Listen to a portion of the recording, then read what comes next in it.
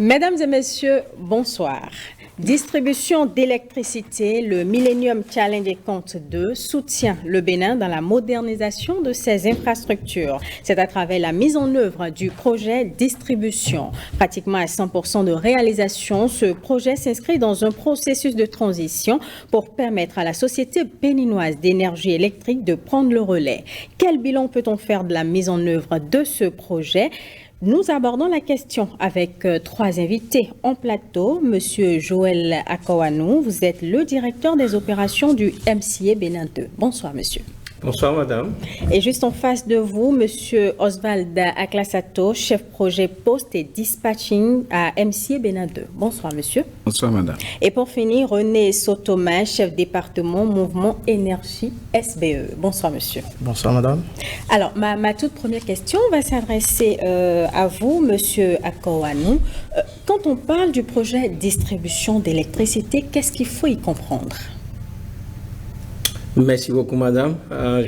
Permettez-moi quand même de présenter un peu le programme MCA Bénin 2.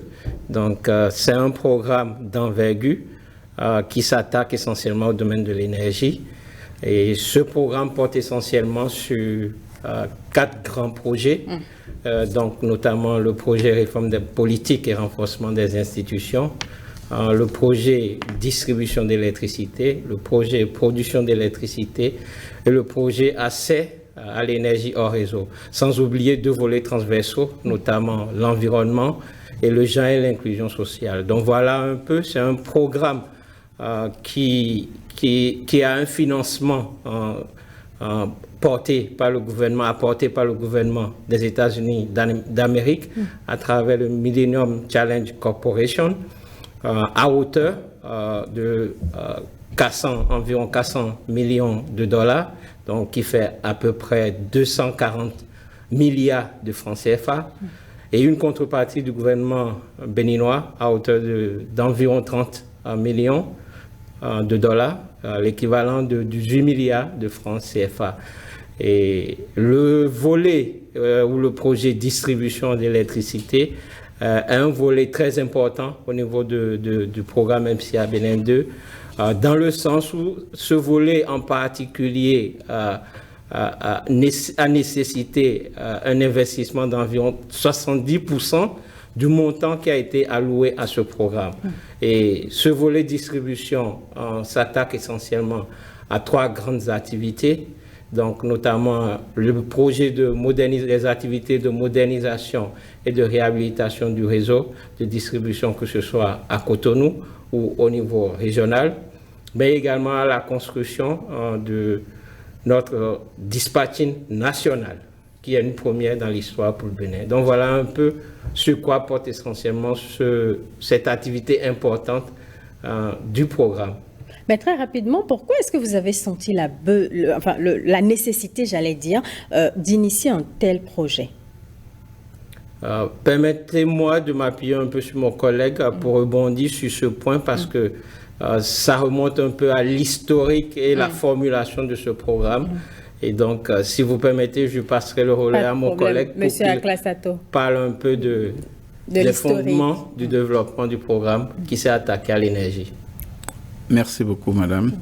Effectivement, le Millennium Challenge et Compte a décidé de se concentrer entièrement sur le secteur de l'énergie et notamment d'investir sur le projet de distribution, parce que une analyse des contraintes au moment de la formulation avait révélé que les difficultés, l'indisponibilité de l'énergie électrique était un facteur limitant pour la croissance économique du Bénin. Et que, à cause de cette faiblesse, l'ensemble des autres secteurs et sous-secteurs de l'économie nationale étaient touchés. La santé, l'industrie et toute la productivité étaient pratiquement en déclin.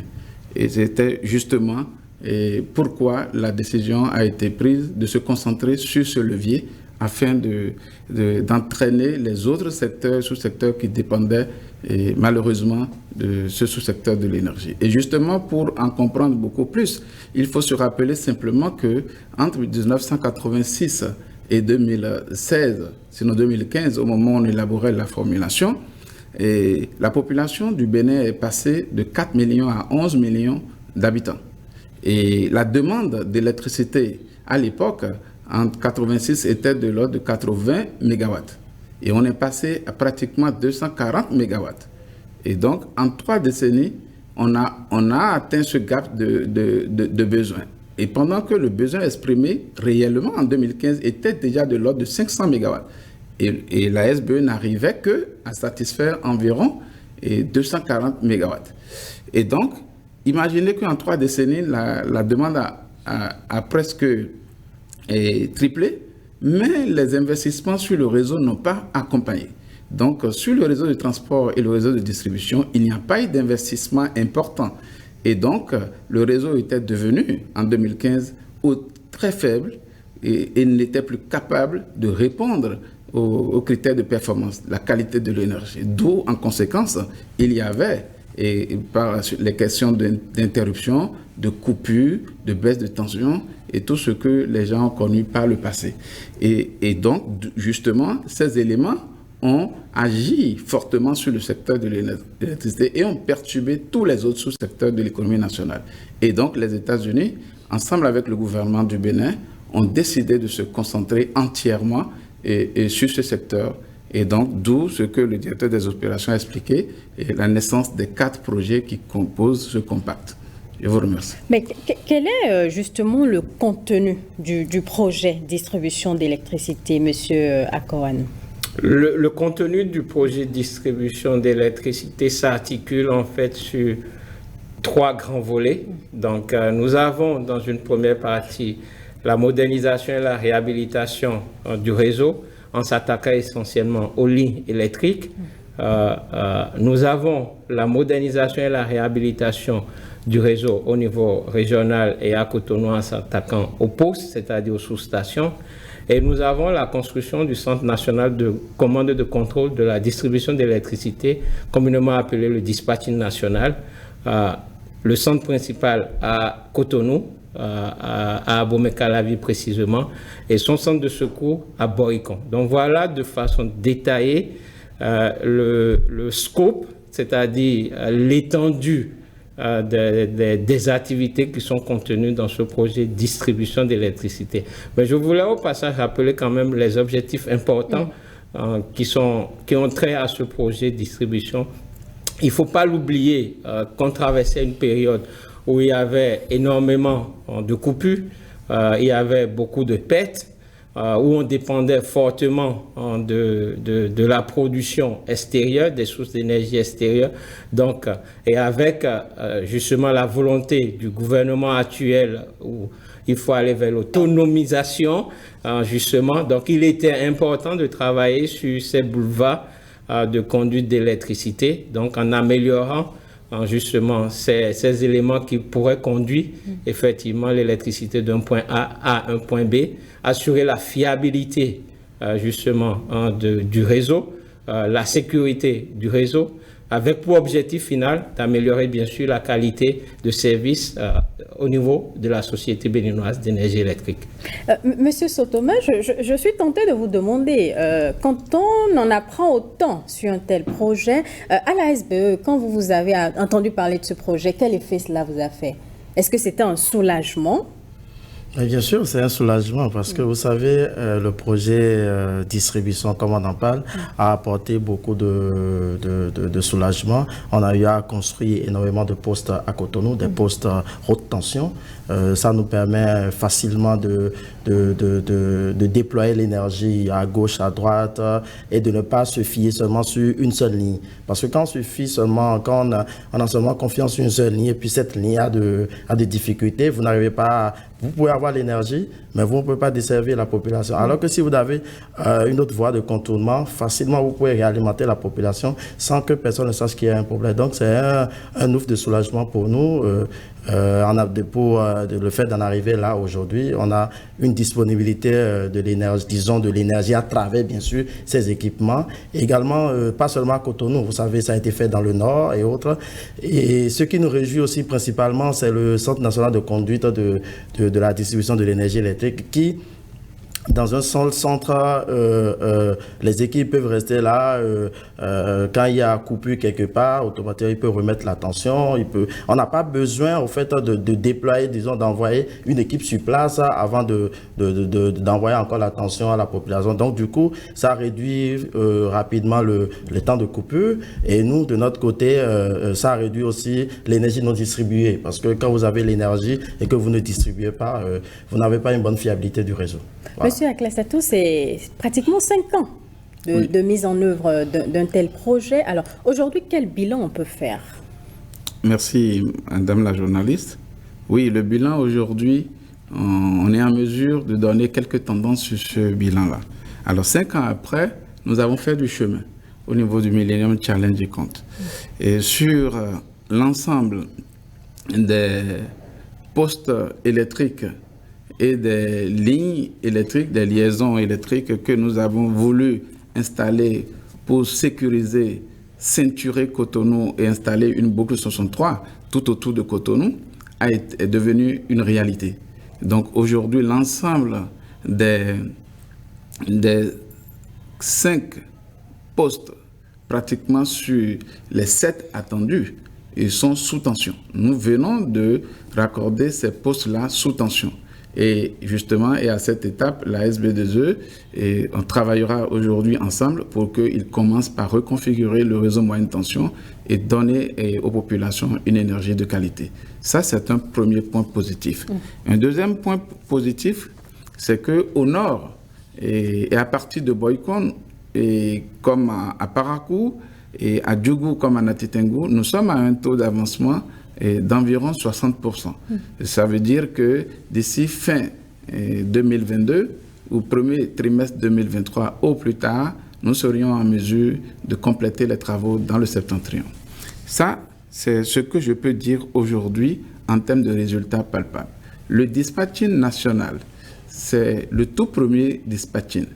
Et donc, ce tout premier dispatching est aujourd'hui achevé à pratiquement 70%. Quand vous parlez de dispatching, c'est quoi pour ceux qui ne comprennent peut-être pas anglais? Ok, donc le dispatching, dans sa traduction française, c'est le Centre national de contrôle de la distribution d'électricité. Le Bénin n'en avait pas. Et on peut, par analogie, l'assimiler à ce qu'on aurait appelé une tour de contrôle des aéroports. Et donc aujourd'hui, avec les résultats du programme MCA et du projet de distribution, la capacité de service du réseau béninois a été multipliée par 5.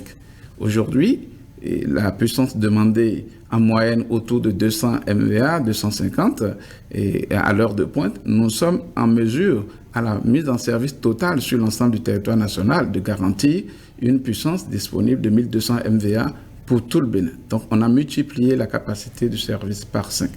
Et donc, quand on fait comme ça, avec pratiquement 18 transformateurs de puissance, et de puissance allant de plus de 31,5 MW jusqu'à 150 MVA. Et donc, l'ensemble de ces appareillages ont modernisé le réseau et ont renforcé sa capacité. Et quand on en arrive là, les hommes, la gestion manuelle n'est plus appropriée. Et donc, il faut passer à une télégestion. D'où la construction d'un centre informatisé pour superviser l'ensemble des équipements existants comme les tout nouveaux que nous mettons en place, ou qu'ils soient installés par la SBE ou par la communauté électrique du Bénin sur le territoire national, qu'on puisse les superviser à partir d'un poste informatique qu'on pourrait appeler une tour de garde. Donc, c'est ça un dispatching. Et là, évidemment, dans le dispatching, les 3 fonctions du dispatching essentiellement, c'est d'abord assurer la supervision de l'ensemble des équipements et du réseau national d'électricité. 2, il permet de contrôler, de commander à distance l'ensemble des équipements. Et cette fonction-là permet que dès qu'il y a une panne sur le réseau, la SBE ne perdra plus du temps à chercher des pannes par proximité. Cette méthode-là deviendrait archaïque et ne rendrait pas performant l'ensemble des systèmes installés. Donc, à partir de ce moment, le dispatching propose une fonction qu'on appelle une fonction FLISER qui analyse le réseau, recherche les pannes et décide de localiser et de circonscrire la panne est d'isoler uniquement cette partie concernée par la panne, de rétablir au maximum l'ensemble des autres consommateurs et en temps réel, pratiquement en quelques fractions de secondes. C'est une performance qui permettra au dispatching d'améliorer le taux de disponibilité énergétique, qui est un facteur déterminant dans la suite. Donc voilà un peu ce que nous faisons, ce que le dispatching va faire pour le Bénin. Avant peut-être que vous ne continuez, peut-être que M. Akawano a quelque chose à ajouter par rapport à tout ça. Absolument. Je voudrais compléter un peu ce que mon collègue vient de dire, M. Aklasator. Je voudrais rajouter quand même qu'on a réhabilité à peu près 800 km de lignes au niveau du septentrion. Donc c'est quand même important. On a basculé sur un niveau de tension un peu plus élevé. De 15 et 20, on est passé à 33. Donc, dans le nord, comme vous le savez, M. Sotomé peut le confirmer, c'est des distances très longues. Et donc, pour ceux qui s'y connaissent dans le métier des transports d'énergie, c'est des distances qui accélèrent la déperdition d'énergie. Donc, le fait de changer de plan de tension, de l'augmenter, permet d'augmenter justement la tension au point d'arriver. Donc, même au niveau de Cotonou, donc il a parlé rapidement chez Aklasator de la ceinture en 63 en ligne de transport au niveau de Cotonou, au-delà des postes qui ont été construits, réhabilités, dont il a parlé.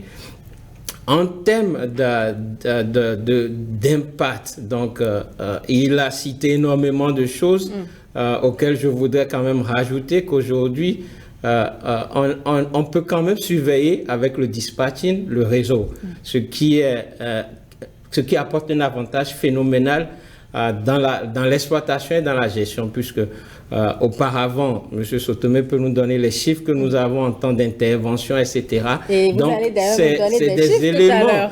Aujourd'hui, M. Aklasator n'est pas allé dans les détails, mais qui peuvent accélérer aujourd'hui les temps d'intervention, les temps de réaction des agents de la SP2E en identifiant rapidement les pannes, etc. Donc, et même au niveau de la reconfiguration, M. Aklasator l'a dit, du réseau, c'est-à-dire il y a une panne d'un point A à un point B, on peut chercher si on peut passer par le point C pour atteindre le point B. Donc, c'est des éléments aujourd'hui dont dispose la SP2E pour pouvoir améliorer la qualité de service qu'ils apportent aux usagers.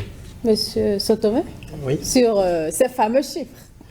Bon, vous savez, au niveau disons, de nos consommateurs, on était à plus de 30 heures de coupure par mois.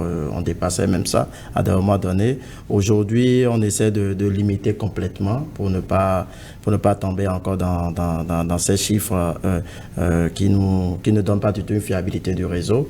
Donc, pour ça, c'est vrai, le travail a été fait, il faut le signifier, parce que, vous savez, auparavant, la seule ligne 63 000 volts qui est la haute tension, qui alimentait Cotonou et qui allait jusqu'à Porto-Novo. Quand ça quitte Védocor, ça vient à Bégamel, ça passe par quoi, ça va vers Porto-Novo. Aujourd'hui, on a la possibilité d'avoir une autre ligne qui quitte Védocor, qui va à Bédjoulomédé, qui va à Croix-Rouge, qui va à Siménez. On a une autre ligne qui va à l'aéroport. On a une autre ligne qui va à Fidjrosser. On a une ligne qui va au niveau de Gary. Donc, on a une possibilité aujourd'hui d'aiguillage au niveau du réseau. Donc, pour nous, c'est une satisfaction totale pour ce projet. Donc, pour y faire, vous allez constater que je profite en même temps pour présenter nos excuses à notre clientèle. Vous allez constater qu'il n'y a pas un moment des coupures qui arrivent. Parce que on ne travaille pas sous tension, on ne peut pas quand même toucher, il faut couper pour pouvoir travailler. Donc, à des moments donnés, pour pouvoir ramener, faire la reconfiguration du réseau, on est obligé par moment de couper en faisant tout possible pour minimiser ce temps de coupure à la population. La même chose se passe au niveau du dispatching. Vous savez, pour pouvoir avoir le contrôle sur un poste à distance, il y a des équipements qu'il faut installer. Il y a des tests que nous faisons. Donc, il y a tout ça là qui s'ajoute et qui font qu'il y a la durée de coupure aujourd'hui que notre clientèle ressente et qui ne favorise pas vraiment une. Mais nous sommes conscients que d'ici là, je crois que la population, notre clientèle, constatera qu'il y a une évolution nette après ce projet. C'est une assurance que vous donnez aux Béninois? C'est une assurance. Alors, au stade actuel de ce projet-là, ce qui est envisagé, c'est le transfert des ouvrages et des compétences à la SBE. Justement, je vous propose, mesdames et messieurs, de suivre cet élément qui donne la parole à des responsables du Millennium Challenge Corporation et du Millennium Challenge et Comptes Bénin. Nous allons également entendre le directeur technique de la SBE sur ce projet. Cette activité s'inscrit dans la dynamique le transfert de compétences et aussi de la durabilité, la pérennisation des acquis du programme de MCA Bénin 2 financé par les États-Unis d'Amérique. Et les objectifs principaux sont ressortis, c'est-à-dire pour moi, c'était dans un premier temps que tous les agents techniques de la SBE prennent en considération que toutes ces nouvelles installations, tous ces investissements n'ont pas été mis là pour rien et qu'il fallait qu'ils le prennent en charge, qu'il fallait qu'ils prennent conscience de tous ces investissements pour l'entretenir. D'ici la fin de l'année, toutes les infrastructures seront mises sous tension, mises en phase d'exploitation. Il faudrait que la SBE soit déjà prête à ce moment-là. Le but du jeu, c'est qu'ils se sentent plus en confiance pour au moins commencer à entreprendre les modifications, parce qu'il faut bien garder en tête que Siemens est toujours disponible pour donner du support en cas de besoin. Mais avec les compétences de cette semaine, ils peuvent faire une première partie, voire une majeure partie du travail par eux-mêmes. Une œuvre historique jamais vue au Bénin en termes de production énergétique. Nous sommes sur l'un des 7 postes du réseau de distribution d'électricité à Cotonou.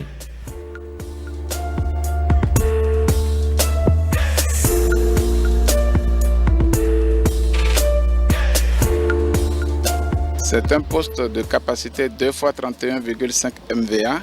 Ça fait pratiquement aujourd'hui 10 fois la demande de la distribution autour de cette zone.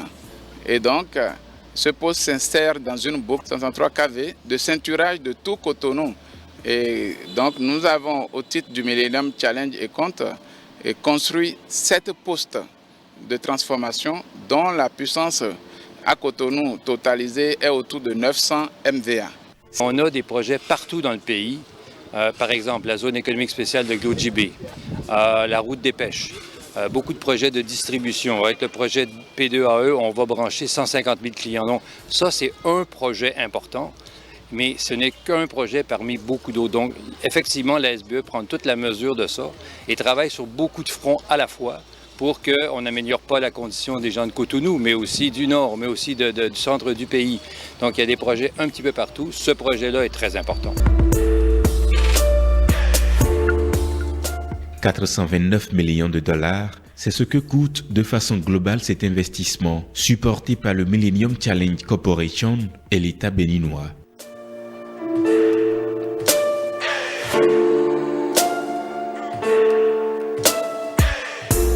De l'électricité fiable, durable et efficace, la réalité n'est plus loin.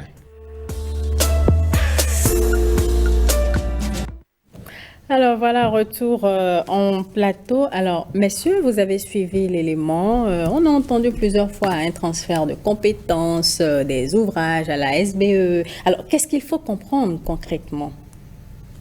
On va commencer par vous. Merci beaucoup, madame. Ce qu'il faut comprendre par là, c'est que nous sommes à une phase du projet aujourd'hui où il faut passer un peu le relais. Donc, il faut commencer à préparer cette transition, malgré le fait que la SP2E était quand même avec nous depuis le début du projet jusqu'à ce stade. Donc, c'est à peu près ça que nous mettons dans le mot transfert de compétences. Et c'est d'ailleurs ça qui a été évoqué déjà par le coordonnateur national tout à l'heure à travers son interview par le directeur résident du Millennium Challenge Corporation. Et quand on parle de transfert, donc il faut voir beaucoup de choses parce que quand on parle de transfert, ce qui résonne dans nos têtes, c'est pourquoi on veut transférer des actifs. Donc c'est surtout en s'inscrivant un peu dans la vision du Millennium Challenge Corporation, du gouvernement des États-Unis et du gouvernement du Bénin, dans la pérennisation, dans la durabilité des investissements qui sont faits dans le cadre de ce programme. Monsieur Classato, vous avez quelque chose à ajouter?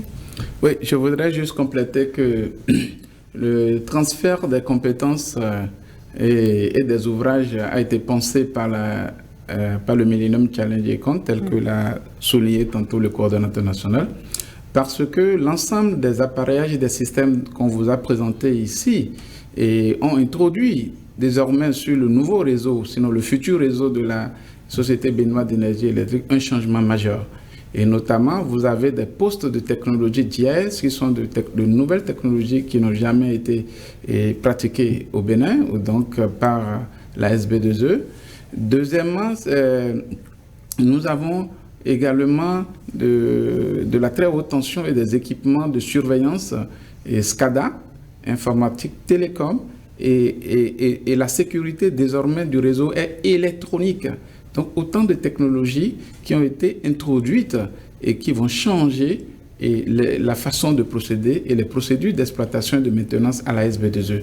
Et du coup, il est apparu important, avant la clôture du compact, d'anticiper sur le passage à témoin, donc en vue de préparer la SB2E à recevoir, à monter en compétence et à prendre les mesures qu'il faut pour pouvoir exploiter, maintenir et assurer la durabilité des investissements. Et pour ça, il faut les former. Et pour ça, il faut mobiliser les compétences. Et pour ça, il faut leur apprendre à utiliser les nouveaux outillages que nous avons acquis au titre de programme. Et également, nous avons contribué à fournir pratiquement pour environ 15 à 20% du budget total du projet de distribution qui s'élève à 170 milliards de francs CFA. 20% ont été utilisés pour acquérir des pièces de rechange afin d'assurer la garantie de la maintenabilité de l'ensemble du système. On a acheté des outils également d'essai, d'étalonnage, de précision, de contrôle que la SB2 doit utiliser désormais pour travailler. Et il faut leur donner la compétence. Donc, on a mis pratiquement encore environ 5 à 10% du budget pour former le personnel de la SB2E. Et aujourd'hui, la SB2E est totalement en phase de transition avec nous et est en train de lancer des recrutements pour ces expertises qui sont de nouveaux corps de métier à la SB2. Donc, il était important que les changements introduits, y compris celui de dispatching, qui devient un point central de convergence de supervision, de contrôle et d'assurance qualité, de l'équilibre entre la production et la consommation désormais à moins de coûts et dans les conditions optimales de sécurité et de qualité et de continuité de service, que ces outils qui sont intégrés dans le système appellent des changements et appellent des adaptations.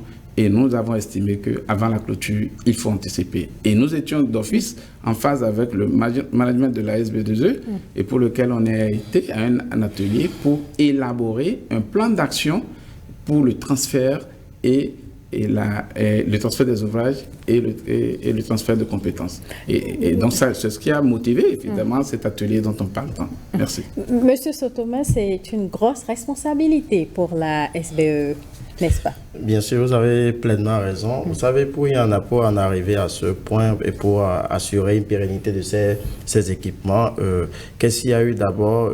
On a d'abord recruté du personnel. Il y a du personnel même qui a été recruté depuis plus de 3 ans, 4 ans pour pouvoir suivre le projet depuis le début. Des personnels qu'on n'en avait pas sur place, qu'on n'avait pas à la SBE, par exemple des personnels SCADA, informatique SCADA, des personnels télécom, qu'on n'avait pas, on a recruté spécialement pour ça. Après, qu'est-ce qu'on a fait? Il y a eu de la formation, on remercie bien sûr la coordination nationale de MCA, il y a eu des formations pour les agents ils ont suivi des formations spécifiques sur chaque corps du métier. Après, qu'est-ce qui s'est passé? Comme on le dit, les pièces de rechange. On a les pièces de rechange aujourd'hui. On continue toujours avec la formation continue. La formation continue, ça va toujours prendre corps avec les agents SPE. Et on sait très bien que c'est un lourd investissement qu'on doit garder avec une bonne responsabilité. On ne va pas laisser pour compte. Donc, nous rassurons bien sûr que nous prenons la disposition et au niveau du séminaire atelier, on en a parlé déjà. Donc, des dispositions sont en train d'être prises, comme je dis. Même au niveau de la restructuration actuellement qu'on est en train de faire aujourd'hui à la SBE, ça tient compte de tous ces transferts parce que on a besoin que un personnel soit vraiment dédié à certaines fonctions. Par exemple, les postes, vous savez, à Cotonou, on a construit des postes sans que on ne sache que c'est des postes qui soient là. Il y a des postes qu'on appelle les postes sous enveloppe métallique, c'est du gaz qui est à l'intérieur et tout. C'est très restreint, on ne voit pas. Mais il faut c'est des métiers support. On doit non seulement former les gens. Donc, il y a eu beaucoup de formations, beaucoup. Actuellement même, je vous confirme qu'il y a même une équipe qui est encore en formation actuellement, toujours sur le projet. Donc, on est conscient de cette responsabilité. Et puisqu'on parle de formation et de formation encore, Monsieur Sotomé, ce transfert, dites-nous concrètement, qu'est-ce que ça va apporter aux Béninois, aux clients de la SBE? Qu'est-ce qu'on y gagne concrètement? Bon, première des choses, quand vous recevez un équipement, ça veut dire que vous l'exploitez. Et quand vous l'exploitez, vous mettez toutes les dispositions en place pour que cet équipement soit bien exploité, soit bien suivi. Donc pour ça, au niveau de la population, ça aura d'abord une réduction des temps de coupure. Parce que comme je l'ai dit préalablement, vous savez, au niveau quand je prends le dispatching, aujourd'hui, vous savez, quand il y a une panne quelque part, on est obligé d'envoyer une équipe qui peut faire, vous savez, quand je prends le nord, vous êtes obligé de faire plus de, 20, 30, 50 km. Ça veut dire que vous perdez déjà plus de 2 heures de temps avant d'aller au lieu pour aller faire le dépannage. Mais aujourd'hui, qu'est-ce qu'il faut faire? Quand on sait très bien qu'avec le niveau de dispatching, on sait en même temps que c'est à tel endroit qu'il y a un problème. Et quand on sait en même temps que c'est à tel endroit on a un problème, on appelle en même temps l'équipe qui est juste à proximité pour aller régler. Donc ça veut dire qu'on réduit probablement le temps de coupure à la population.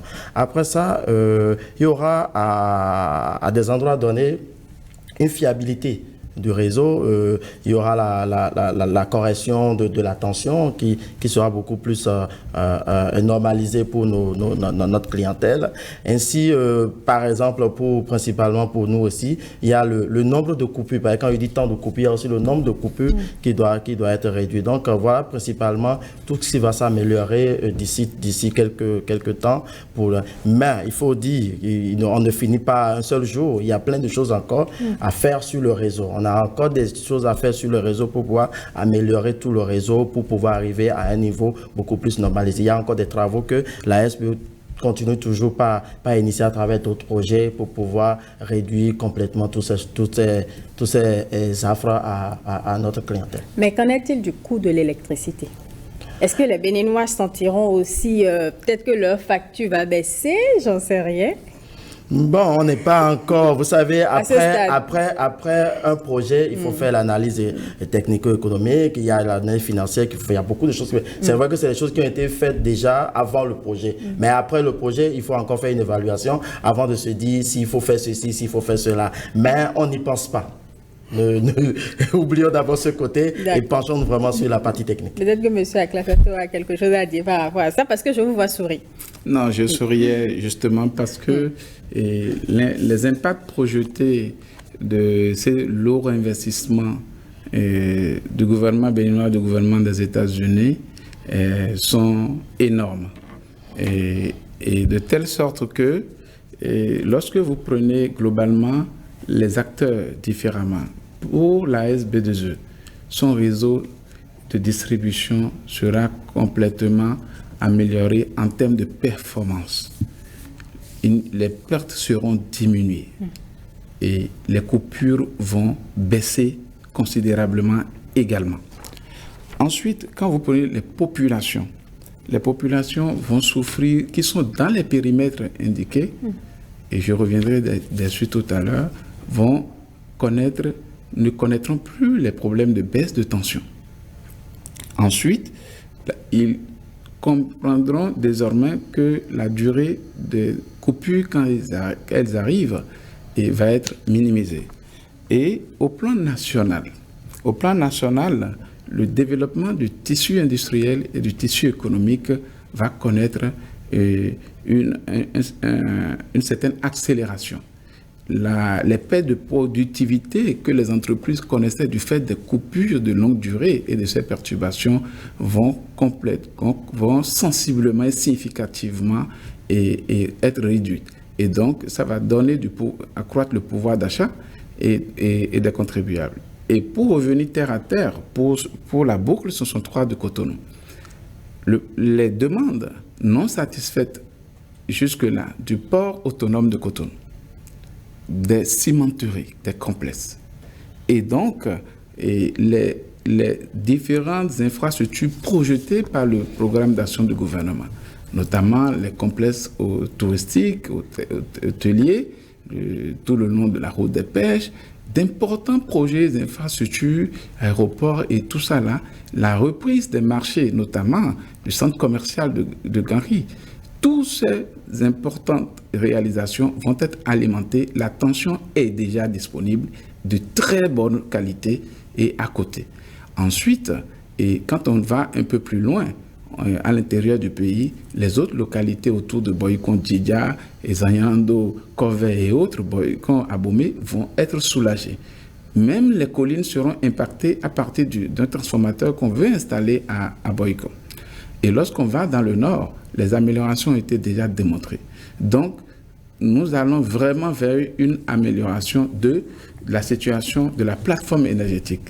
Et pour finir, je veux dire que le MCA Bénin vient de réaliser ainsi, et par le biais des deux gouvernements, ce que nous appelons les autoroutes de l'énergie.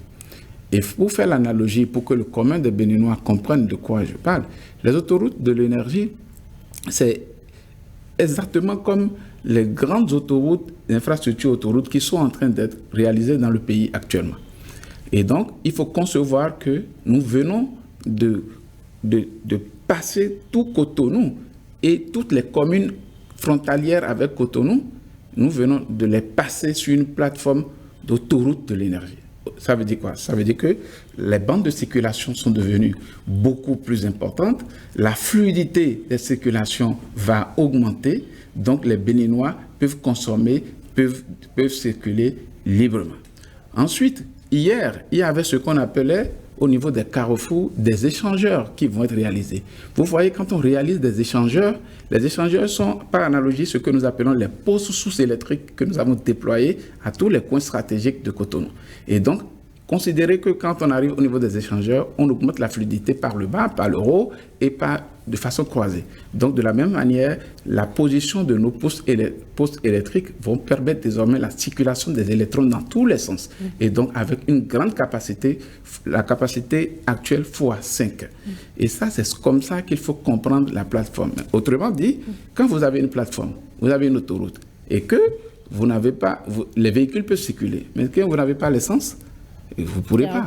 Et donc, l'essence sera désormais l'approvisionnement, la production, et qui est un secteur important dans lequel le ministère de l'Énergie, le gouvernement du Bénin travaille ardemment pour gérer la question de l'approvisionnement en électricité. Et donc, voilà un peu ce que je voudrais compléter en termes d'amélioration. Monsieur Akawanou, peut-être qu'il y a d'autres aspects que vous avez envie d'aborder par rapport à ces grandes transformations induites par ce projet. Merci beaucoup, madame. Ouais, il y a un point sur lequel je voudrais rebondir.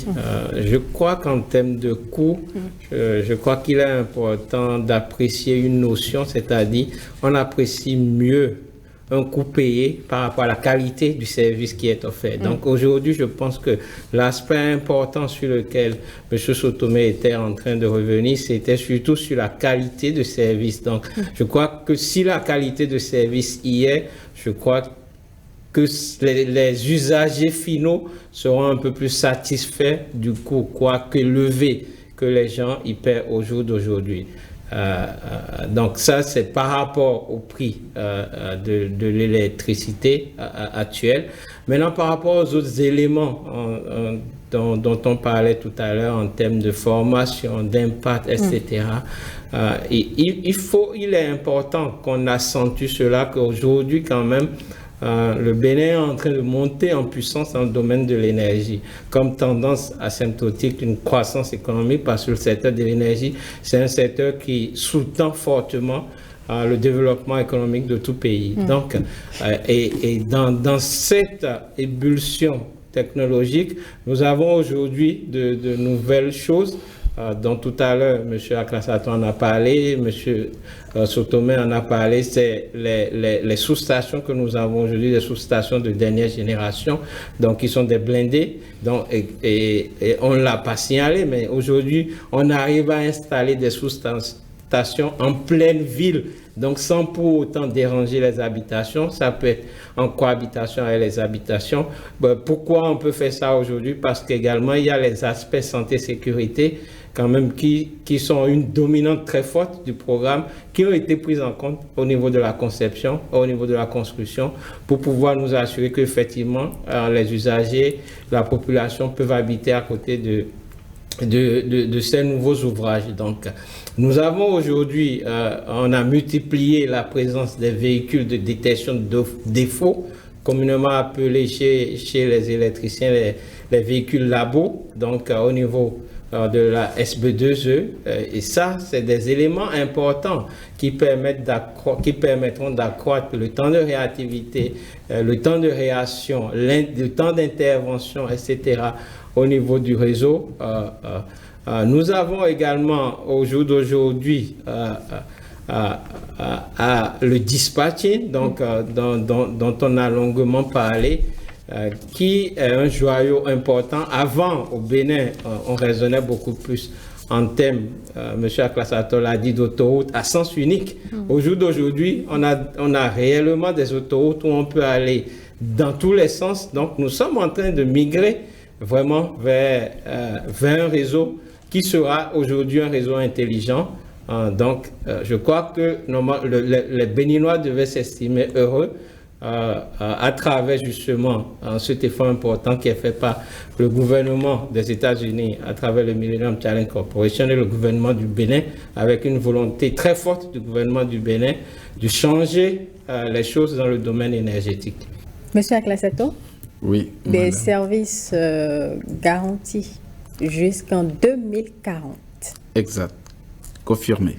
Oui, je confirme exactement comme je l'avais dit.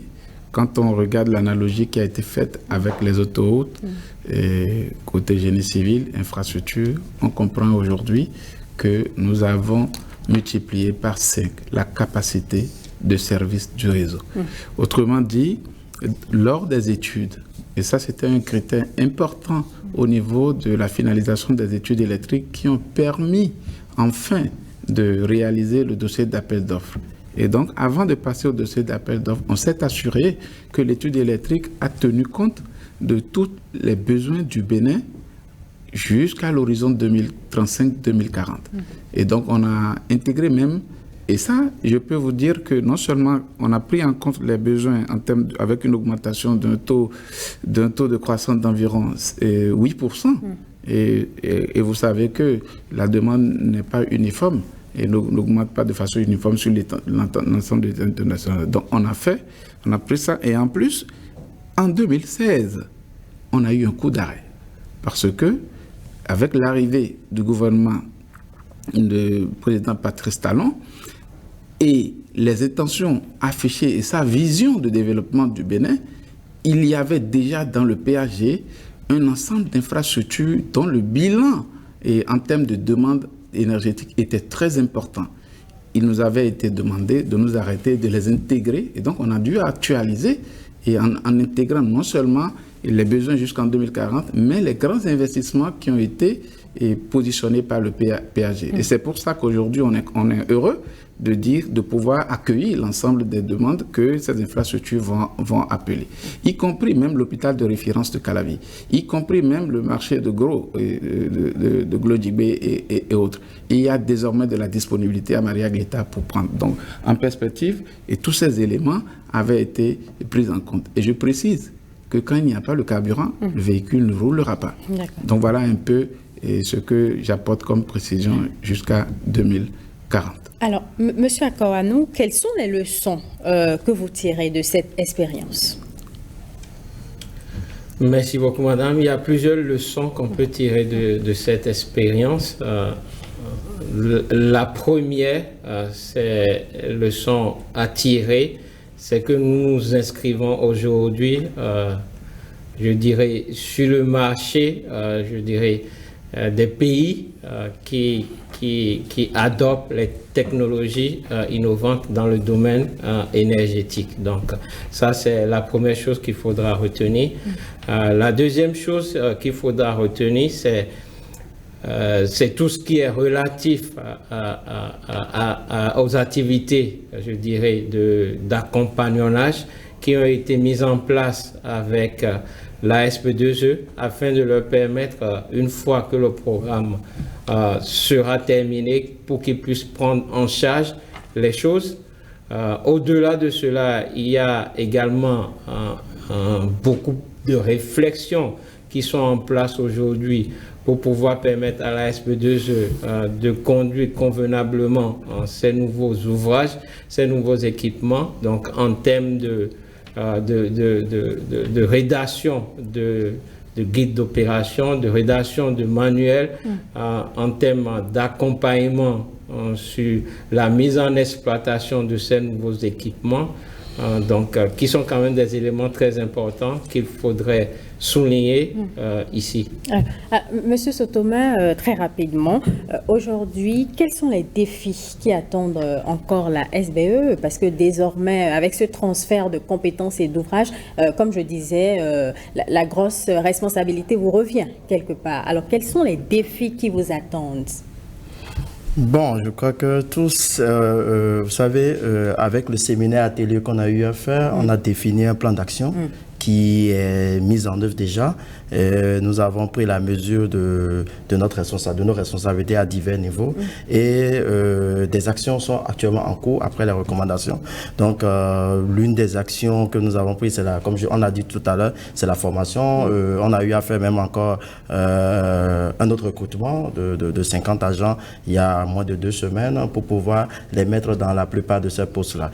On sait très bien que la plupart de ces postes seront téléconduits par le dispatcher, mais c'est des agents qui vont rester dans ces postes pour suivre tout ce qui se passe, être formés et faire une formation sur place avec les entreprises qui ont construit ces postes-là. Donc, au-delà de ça, il y aura une maintenance qui doit suivre pour ces équipements. Donc, voilà, disons, les actions. Il y en a plein d'autres également qui ont été énumérées pendant le séminaire. Et nous avons pris la mesure, chaque directeur, ça n'est pas aucune direction à la SBE, la direction du patrimoine, la direction des ressources humaines, la direction technique, la direction commerciale, tout le monde est impliqué et chacun est en train de mettre de son sien. Monsieur Aclasato, un petit mot très rapidement sur le plan d'action. Oui, le plan d'action, je peux le résumer en 3 points. Aujourd'hui, les échangeurs sont en place. Les postes sources ont la capacité. La SB2E est invitée, et c'est ce qu'il vient de préciser, la SBE est en train de mettre en place des diligences pour reconfigurer le réseau existant afin de répartir les charges existantes sur ces postes qui sont mis sous tension et qui pratiquement sont vides aujourd'hui de charges. Donc ça, c'est un travail important sur lequel le directeur général de la SBE, le directeur technique sont en train de travailler. Deuxième défi, c'est le recrutement complémentaire des compétences pour profiter de tous les paquets de formation que MCA Bénin met à disposition. Il urge aujourd'hui qu'ils accélèrent. Et le troisième défi qui est important, c'est un peu et qu'il faut constater qu'avec le MCA Bénin, le Bénin est en train de réaliser sa transition et vers le marché intégré de l'électricité. Et aujourd'hui, vous n'êtes pas sans savoir que le WAP est à son siège pour le marché intégré, le Centre international de communication, le marché de l'électricité s'établit à Cotonou. Et donc, le Bénin réalise ainsi sa transition. Et la SB2E va désormais aller maintenant vers la densification forte de son réseau. C'est-à-dire aujourd'hui, il faut réaliser les dessertes, quitter l'autoroute et rentrer dans les rues, dans les quartiers et aller chercher les clients.